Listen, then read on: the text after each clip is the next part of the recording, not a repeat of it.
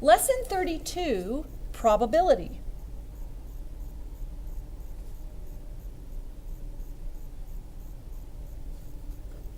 Probability is just the likelihood that an event will occur.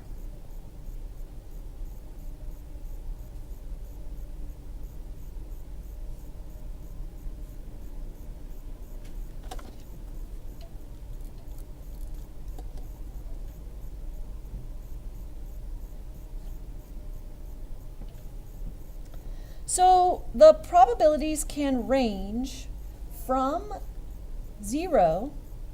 So if the probability is 0, it's impossible. It's not going to occur at all. To 1. And if you get a 1, it's certain to occur. It can be written as a fraction, a decimal, or a percent.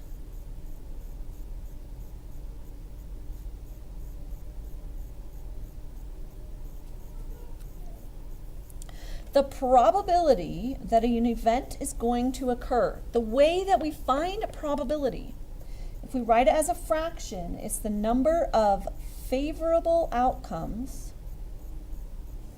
How many times is it actually going to occur? Over the number of total possible outcomes.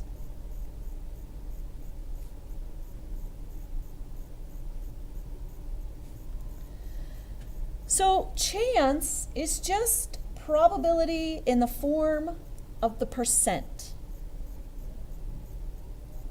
Probability in percent form. Have you ever heard that weatherman say, the chance of rain is 30%? He will always put it in percent, and that's why he says the chance of rain. So chance is always probability in percent form. The odds, now this is the one that students really struggle with, is finding odds. It's the ratio of favorable to unfavorable. So it doesn't have the total in it at all. It's just a ratio of favorable to unfavorable. Now we're going to do some examples on these, I'm sure. Favorable to unfavorable. So let's say, here's the example. What are the odds of rolling a multiple of 3 on a dice? So when we roll the dice, there are 2 multiples of 3, the number 3 and the number 6. So there's 2 favorable multiples of 3. So we write 2 first. We always use a colon with odds.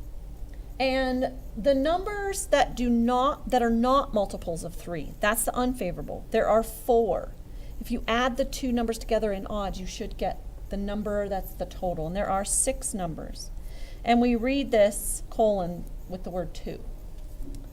Sample space, the definition is the set of all possible outcomes. Now the set is a group of all the outcomes, so you have to list them all, and you have to list them with braces. Anytime we do sets, we want to have braces. So let's do an example where we want to flip a coin twice.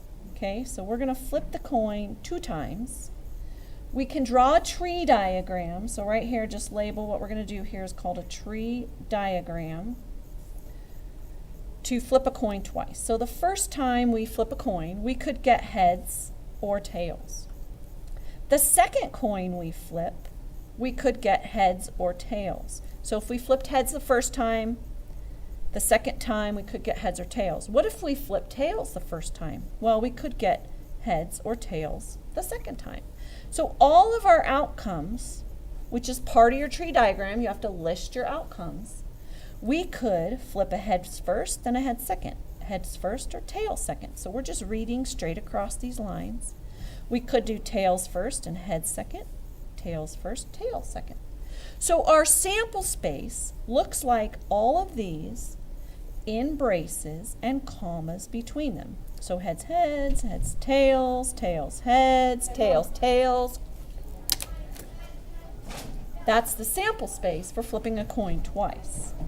Now the complement is just the unfavorable outcomes.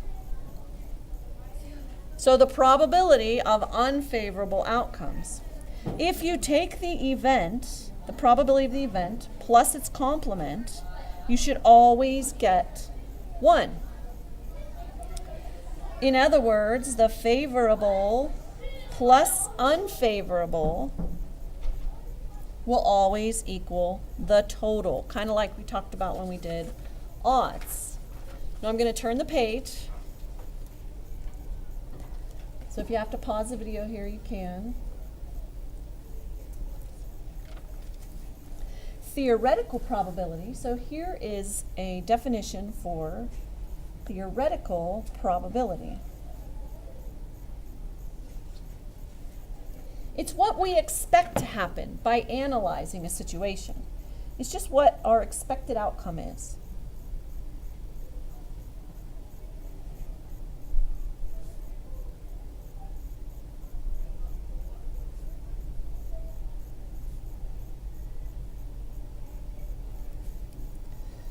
The experimental probability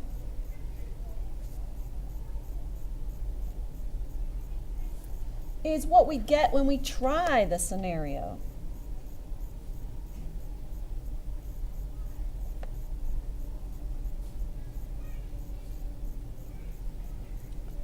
So when we do theoretical probability, we just find the probability of what it would be if we wanted to try it. Experimental probabilities, what's the probability that we're going to get something based on the experiment? You have to actually look at the experiment. Now I'm going to have you glue this paper in your notebook. So we'll glue this in, and then I'm going to show you some examples using it. Now you can glue it in after we're done with the notes. That's fine. Leave some space to glue it, because I'm going to just keep right on writing here.